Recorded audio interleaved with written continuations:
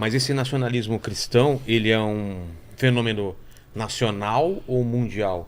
Ele tem alguma coisa que aconteceu ou acontece fora do país, esse movimento de união de Estado e religião nessa característica? Não estamos falando dos países árabes, né? Alguma coisa assim.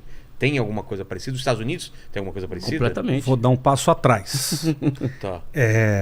Saiu um texto meu sobre isso, um artigo numa revista importante de relações internacionais chamada Millennium. Está em inglês, chama Statecraft Under God. Tá. Em que eu faço essa discussão do nacionalismo religioso brasileiro e com algum paralelo com o americano. O que acontece?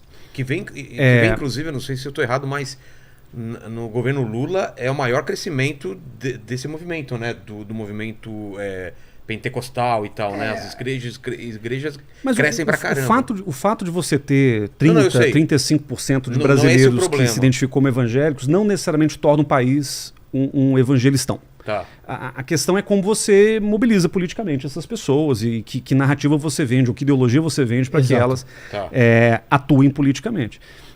Veja que até 2010, por exemplo, até a eleição de 2010, não era pauta do debate público relevante falar de aborto, falar de casamento de pessoas do mesmo sexo. Não. As igrejas, Edir Macedo, Silas Malafaia, que são representantes importantes de igrejas gigantescas no Brasil, os caras estavam preocupados em zerar imposto para a igreja e pegar passaporte diplomático para fazer pregação na África. E tudo bem, é parte do jogo, lobby, do interesse deles.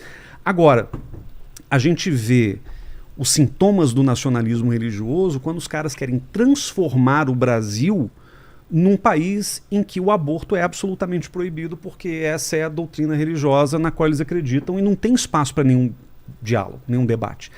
Agora, qual que é o passo atrás que eu quero dar?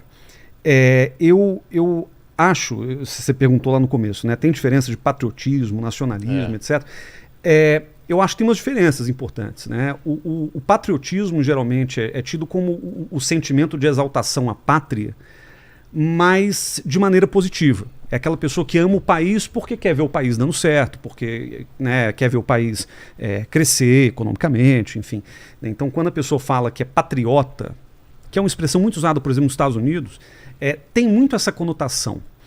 O nacionalismo, por outro lado, ele muitas vezes na história, você pega Hobsbawm, que é um grande historiador, é considerado um sentimento negativo. Uhum. O nacionalismo é uma criação de uma elite intelectual, de uma elite política, militar, que seja, para manipular as pessoas comuns rumo a um objetivo geralmente belicista da nação. Então, onde que o nacionalismo surge?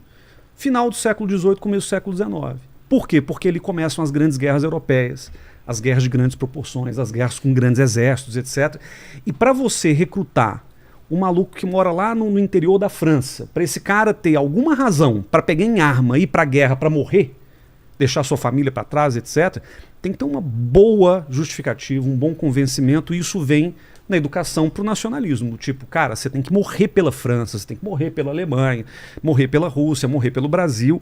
E quando eu ouço isso, eu arrepio, cara, porque eu acho que isso é errado, porque não é exatamente isso. Quer dizer, o mundo não deveria... As relações entre os países e as pessoas não deveria chegar a ponto de você falar assim, eu vou morrer por uma ideia genérica, uma ideia vaga de Brasil.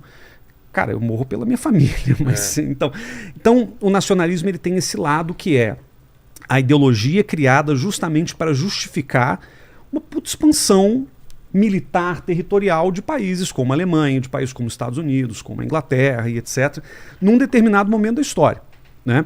Então, patriotismo seria, vamos dizer, o sentimento do bem, e o nacionalismo o sentimento do mal.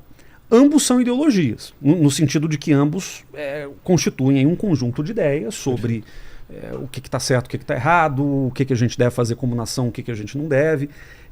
Mas como qualquer ideologia, ela pode ser usada para motivos muito perversos, assim como pode ser usada para motivos positivos.